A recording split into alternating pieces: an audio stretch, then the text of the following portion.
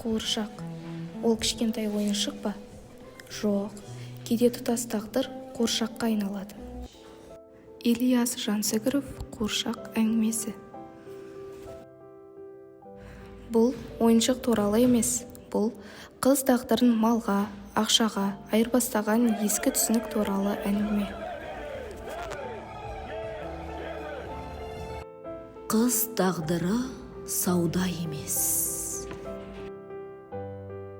Бір қызды іздейді, ал бір қызды мал мен ақшаға бағалайды.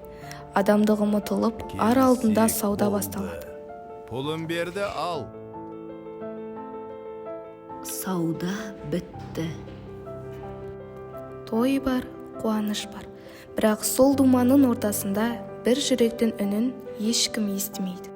Бір қыз біреудің қолына өтеді, сосын тағы өзгеге. Тағы сауда, тағы есеп. Ал қыз ше, ол жанды адам, бірақ олар үшін тек қуыршақ. Міне, осы сәтте үнсіз қуыршақ сөйлейді.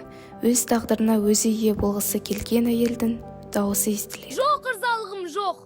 Ажыратыңыз, ықтиярыма жіберіңіз.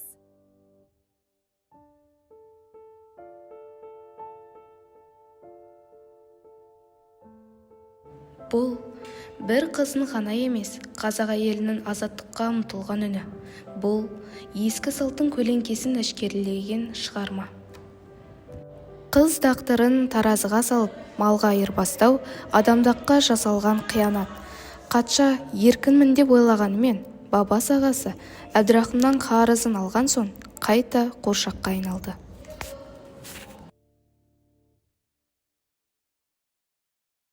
Қуыршақ қоғамның ащы шындығын әшкерелейтін, оқырманды ойлантатын, азаттықтың бағасын сездіретін шығарма.